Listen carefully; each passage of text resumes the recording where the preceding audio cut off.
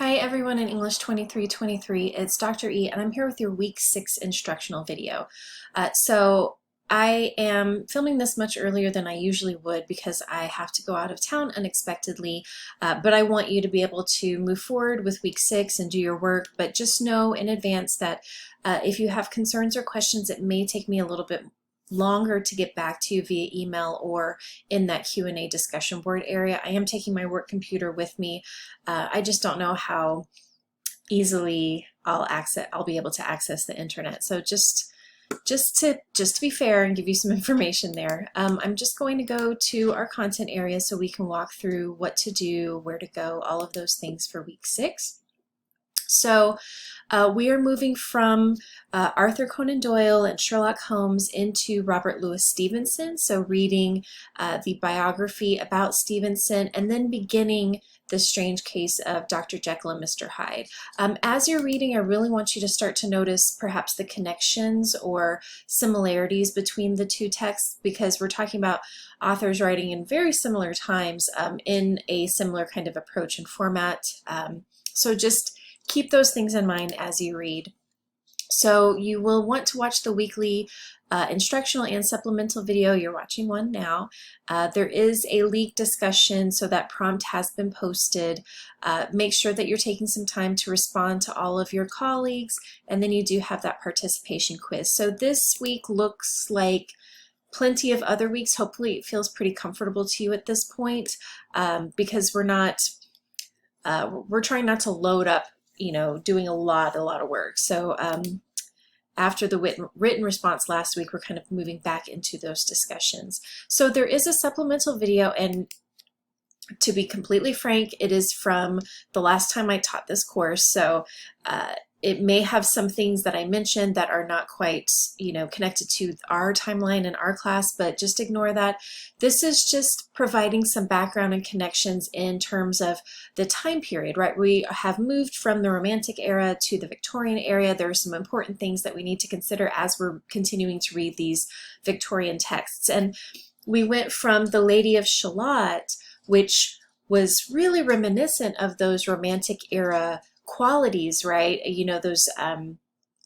Those tales of knights and romance and those things. We're moving into the Victorian era with these texts, right? So keeping those things in mind is going to be pretty important. So just take a look at that video. There are quiz questions from that. But it is, I will have to admit, an older video. I'm not going to have time to do one for y'all this week. And it's not because I don't care about you, because I really do. It's just being pressed for time. So if we go to the week 6 discussion, I want us to push a little bit more when it comes to the literary terminology. So I've chosen some terms here that I want you to work with, and the definitions are at this link so you can find those. And so I put here, I want you to push yourself. So I really would love for you to consider the terms that you're not super familiar with. A lot of us have experience with protagonist and antagonist. But so push yourself a little bit. Select 3 terms from the list and write a paragraph for each. And I put here, ensure those paragraphs fully explain the term and how it relates to the text by Stevenson. And so this is you're going to need short quotes, right? And there's some MLA notes here for you. So you are arguing that this particular term connects to Stevenson's story and the way that Stevenson creates the story, right?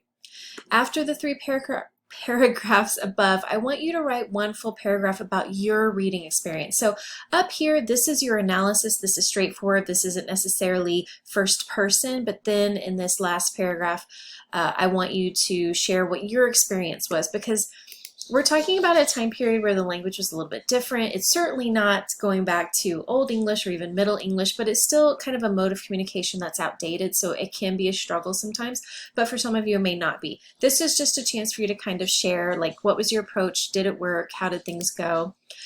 Your initial response is due by Thursday, and then you'll need to respond to all of those group members by Sunday. So nothing really new about the expectations this week. The next thing is the quiz, and that will have questions from this video, and the random word is glass. It will also have from the other video. So I hopefully haven't rushed through too much of this, but if you do have questions, of course, let me know.